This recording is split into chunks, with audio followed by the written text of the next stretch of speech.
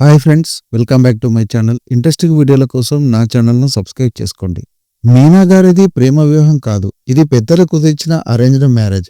అయితే ఈ పెళ్లి వెనుక ఒక చిన్న కథ ఉంది. మీనా గారికి బెంగళూరుకు చెందిన సాఫ్ట్వేర్ ఇంజనీర్ విద్యాసాగర్ గారితో సంబంధం వచ్చినప్పుడు ఆమె మొదట ఆసక్తి చూపించలేదు. సినిమా రంగం వేరు, సాఫ్ట్వేర్ రంగం వేరు, ఇద్దరి లైఫ్ స్టైల్స్ కలవవు అని ఆమె భావించారు. జాతకాలు చాలా బాగా కలవడంతో మీనా గారి మేనత్త ఆమెను ఒప్పించారు.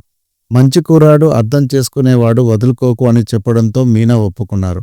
అలా పెద్దల అంగీకారంతో 2009 జూలై 12న విద్యాసాగర్ గారితో మీనా గారికి వివాహం జరిగింది. సాధారణంగా హీరోయిన్లు పెళ్ళయ్యాక సినిమాలకు దూరం అవుతారు. కానీ విద్యాసాగర్ గారు మీనాకు ఎప్పుడూ నటన ఆపమని చెప్పలేదు. మలయాళంలో దృశ్యం వంటి అద్భుతమైన సినిమాలు ఆమె పెళ్ళయ్యాకే చేశారు. దీనికి ప్రధాన కారణం నా భర్త ప్రోత్సాహమే అని మీనా చాలాసార్లు చెప్పారు. వీరికి నైనిక అనే పాప ఉంది. దురదృష్టవశాత్తు 2022లో మీనా గారి జీవితంలో పెద్ద విషాదం చోటు చేసుకుంది. ఊపిరితిత్తుల ఇన్ఫెక్షన్, పోస్ట్ కోవిడ్ సమస్యల కారణంగా విద్యాసాగర్ గారు కన్నుమూశారు. ఆ సమయంలో మీనా గారు చాలా కుంగిపోయారు. 2004లో నటి సౌందర్య గారు మరణించిన ఆ విమాన ప్రయాణంలో నిజానికి మీనా గారు కూడా ఉండాల్సింది. ఎన్నికల ప్రచారానికి సౌందర్యతో పాటు మీనాను కూడా ఆహ్వానించారు. కానీ ఆ రోజు షూటింగ్ ఉండడం వల్ల మీనా వెళ్ళలేకపోయారు. ఆ రోజు నేను షూటింగ్కి వెళ్లడం వల్ల బతికిపోయాను, లేదంటే సౌందర్యతో పాటే నేను కూడా ఉండేదాన్ని అని మీనా ఒక ఇంటర్వ్యూలో కన్నీటి పర్యంతమయ్యారు. మీనా గారికి చాలామంది హీరోలతో మంచి స్నేహం ఉన్నప్పటికీ ఆమె ఇండస్ట్రీ వ్యక్తిని పెళ్లి చేసుకోకూడదని ముందుగానే నిర్ణయించుకున్నారట. ఇండస్ట్రీలో ఉండే ఒత్తిడి, సమయం లేకపోవడం వంటి సమస్యలు తెలుసు కాబట్టి సాధారణ జీవితం గడిపే వ్యక్తి అయితేనే ఫ్యామిలీ లైఫ్ ప్రశాంతంగా ఉంటుందని ఆమె భావించారు.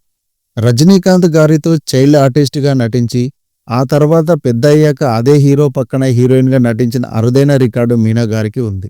భర్త చనిపోయిన తర్వాత మీనా రెండో పెళ్లి చేసుకుంటున్నారని, హీరో ధనుష్తో పెళ్లి అని సోషల్ మీడియాలో చాలా పుకార్లు వచ్చాయి. దీనిపై మీనా గారు చాలా సీరియస్గా స్పందించారు. నా భర్త చనిపోయిన బాధలో నేనుంటే ఇలాంటి వార్తలు రాయడం తగదు. ప్రస్తుతం నా ఫోకస్ అంతా నా కూతురు భవిష్యత్తు మీదే అని పుకార్లను గట్టిగా సమాధానం ఇచ్చారు. మీనా గారు ఊటీలో షూటింగ్ అంటేనే ఒకప్పుడు భయపడేవారట. దానికి కారణం బాలీవుడ్ స్టార్ హీరో మిథున్ చక్రవర్తి. ఊటీలో మిథున్ చక్రవర్తికి ఒక పెద్ద హోటల్ ఉంది. సినిమా వాళ్ళు అక్కడే దిగేవారు. మీనా అక్కడ దిగినప్పుడల్లా మిథున్ చక్రవర్తి ఆమె దగ్గరకు వచ్చి, నాకు డేట్స్ ఎప్పుడు ఇస్తావు, నాతో హిందీ సినిమా ఎప్పుడు చేస్తావు అని పదే పదే అడిగేవారట. అప్పట్లో మీనా గారు తెలుగు, తమిళంలో బిజీగా ఉండి డేట్స్ ఖాళీ లేకపోయేవి. ఆయనకు నో చెప్పలేక ఆయన హోటల్లో రూమ్ బుక్ చేయవద్దని వేరే హోటల్ చూడమని తన నిర్మాతలను కోరేవారట. విక్టరీ వెంకటేష్తో మీనా గారి కెమిస్ట్రీ చాలా బాగుంటుంది. వీరిద్దరి కాంబినేషన్లో ఒక ఆసక్తికరమైన ఇన్సిడెంట్ జరిగింది. 1992లో వచ్చిన సుందరాఖండ సినిమా షూటింగ్ అరకులో జరిగింది. సరిగ్గా 22 ఏళ్ల తర్వాత వెంకటేష్ మీనా జంటగా నటించిన దృశ్యం సినిమా షూటింగ్ కూడా అదే అరకులో, అదే లొకేషన్లో జరిగింది. సుందరాఖండ టైంలో వర్షం పడితే తలదచ్చుకోవడానికి చెట్ల కింద నిల్చునేవాళ్ళం. కనీసం కూర్చోవడానికి కుర్చీలు కూడా ఉండేవి కావు.